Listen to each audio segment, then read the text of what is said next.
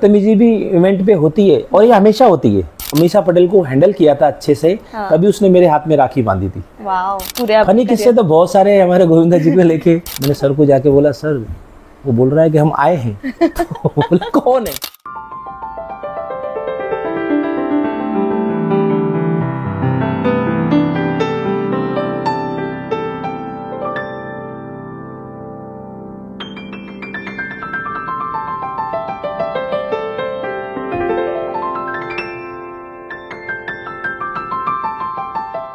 Thank you so much, आपने मुझे बुलाया, इस लायक समझा कि मैं आपके चैनल पे आके कुछ बात करूं।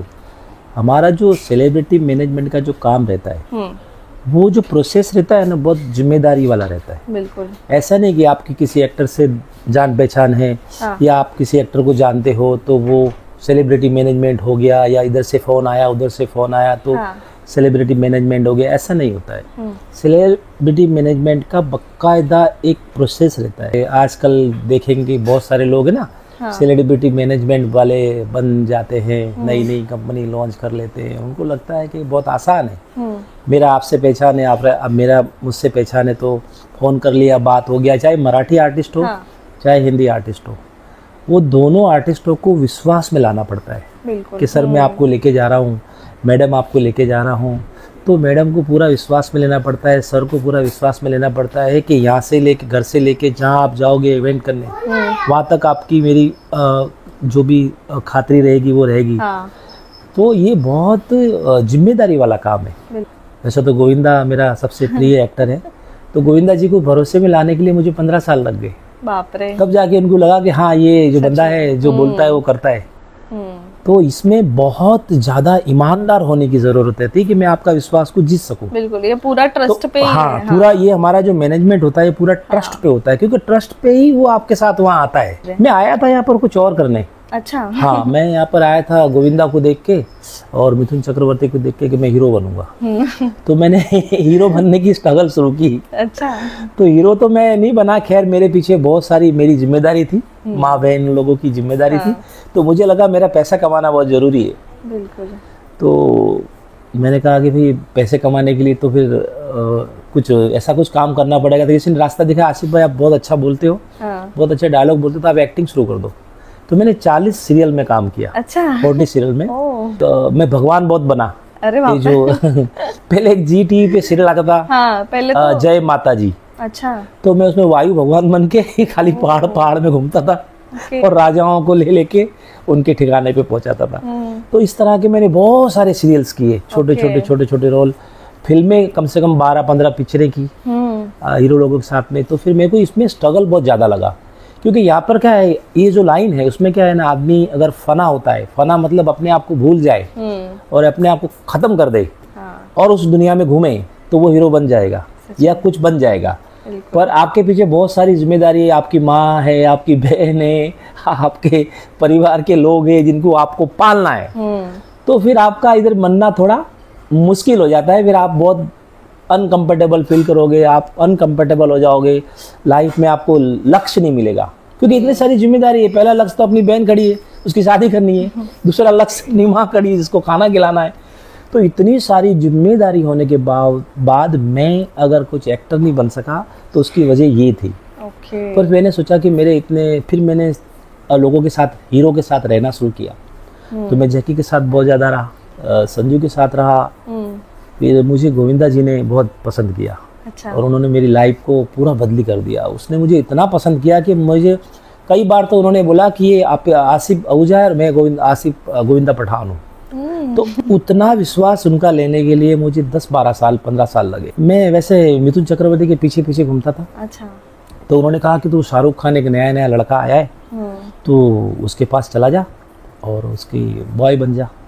तो मैंने बोला ये तो देखता हूँ क्या है। तो मैं शाहरुख खान जब नया आया बॉम्बे से, या पिक्चर का नाम था चमत्कार। अच्छा। माया मैम साहब। तो ये उन दिनों उन शूटिंगों में व्यस्त था। भिंडी बाजार से आता था तो पहले बस की टिकट होती थी, खाकी कलर की इतनी छोटी सी बस। तो बस के पीछे मैं अपना नंबर लिखता था और मैं कहता था कि भाई मुझे मिथुन दा ने भेजा है और मुझे आप अपने पास रख लो। वो शाहरुख खान को इतना टाइम ही नहीं मिला। अच्छा, उसकी शूटिंग में वो इतना व्यस्त था कि वो कब आता था कब जाता था। अब मैं सुबह से लेके शाम तक उसके गेट पे खड़ा रहता था।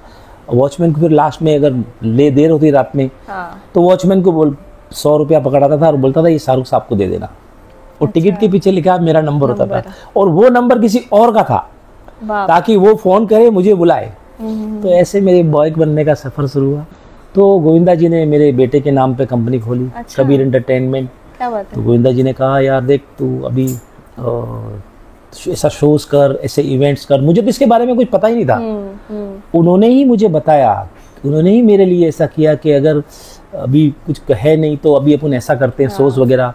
तो मैंने उनको लेके पहले एक कतार का शो किया, दोहा कतार तो वहाँ का शो किया। तो मुझे फिर इसमें चस्का लग गया कि एक्टिंग वैक्टिंग सब साइड में रखो, ये सेक्रेटरीशिप सब साइड में रखो, ये वाला काम अच्छा है। तो अभी मुझे किसी स्टार को जरूरत है कि भाई मैं स्टार को बुक करना चाहता हूँ, मेरे को कोई अगर कन्विंस करता है तो गोविंदा जी मेरे पास थे।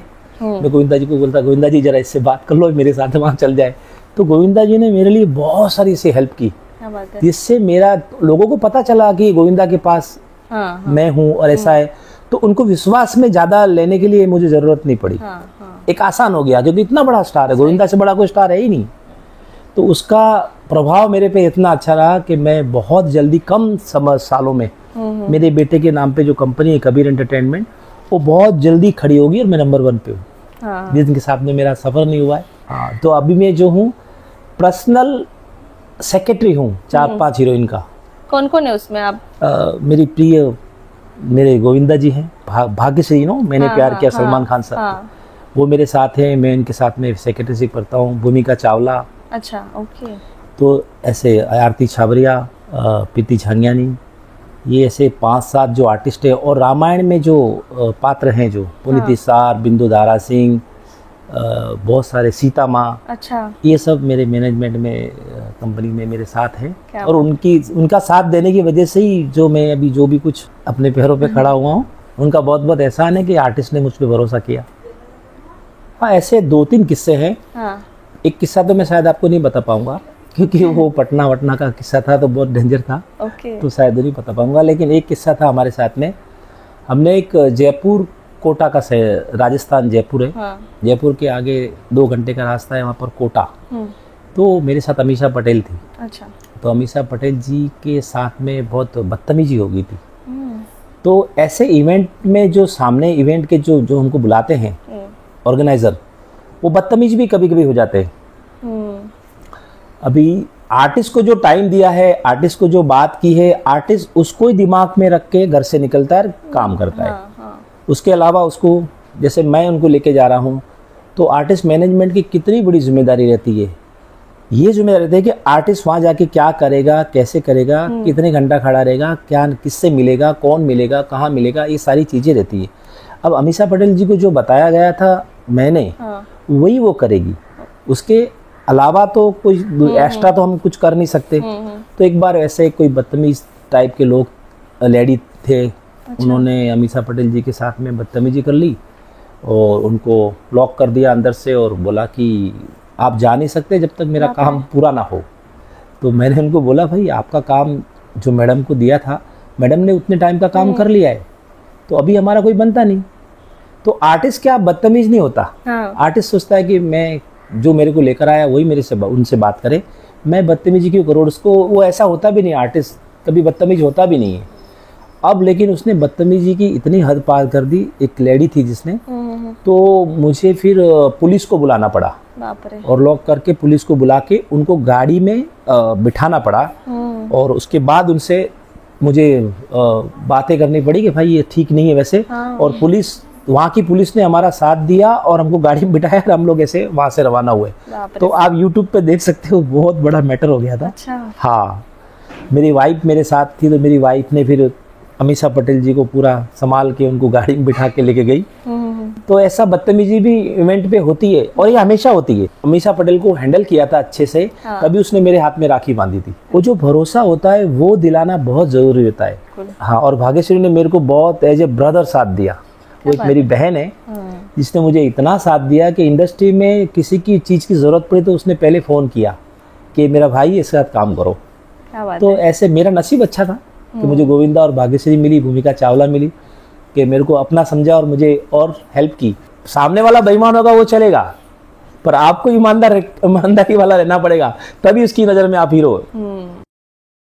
पूरे फनी किस्से तो बहुत सारे हैं हमारे गोविंदा जी को लेके, हम जब भी तो आप तो फैन के साथ वगैरह ऐसा कुछ उनका ऐसा कुछ भी? हाँ, जब हमारे गोविंदा जी कहीं जाते हैं हाँ। तो सबसे बड़ी बात है कि उनको मिलने के लिए जो नहीं जानता ना वो भी आ जाता है। गोविंदा जी को कौन हाँ, पसंद नहीं गोविंदा जी को पसंद करते हैं वो अलग बात है, हाँ। पर जो नहीं जानता है वो भी आके होटल के सोफे पे बैठ जाता है और वो ऐसा जताता है कि उसको जानता है। हाँ, और उसको पता ही नहीं कि ये बंदा कौन है। अच्छा, ऐसे कई बार होता है। तो अभी जैसे हमारे लखनऊ गए थे लास्ट टाइम एक बार, हाँ। तो वहाँ पर बंदा जो था वो पहले से आके बैठ गया और सुबह से 11-12 बजे से, और बोले लगा जाके बोल दीजिएगा हम आए हैं। तो मैंने कहा कि जाके बोल दीजिएगा हम आए हैं। हाँ। तो मैंने एक बार सुना, मैंने ठीक है मैं जाके बोल देता हूँ। फिर दोबारा मैं नीचे आया तो मैंने बोला 1-2 घंटे के बाद तो शायद वो चला गया होगा। वापस आया तो बैठा ही हुआ है। फिर मुझे बोल रहे अरे सुनिए। हाँ। तो हाँ, नेता वेता हम तो सुनिए। बोला हाँ बोलिए, जाके उन्हें बोल दीजिए कि हम आए हैं। बाप रे। मैंने बोला यार ये तो बोलना ही पड़ेगा अब तो। मैंने सर को जाके बोला सर वो बोल रहा है कि हम आए हैं। तो बोला कौन है? मैं बोला ऐसा ऐसा नाम है। बोला मैं तो किसी को जानता नहीं। मैं बोला नहीं जानता, लेकिन 3 बार दे चुका है कि हम आए हैं।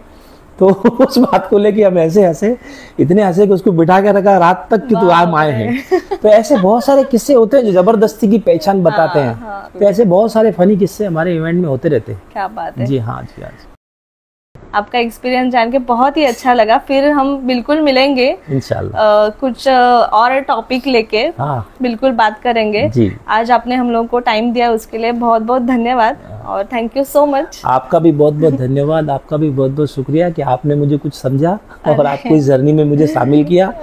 Thank you so much. और आपके चैनल का भी थैंक यू सो मच कि मुझे इस लायक समझा कि मैं कुछ बता सकूं कि इवेंट मैनेजमेंट में क्या क्या होता है। Thank you so much.